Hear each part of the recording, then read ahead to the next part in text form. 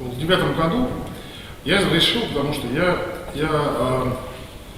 жил в России в это время уже 20 лет, и мне все простраивало, что в Европе, в СМИ про Россию говорят только плохое.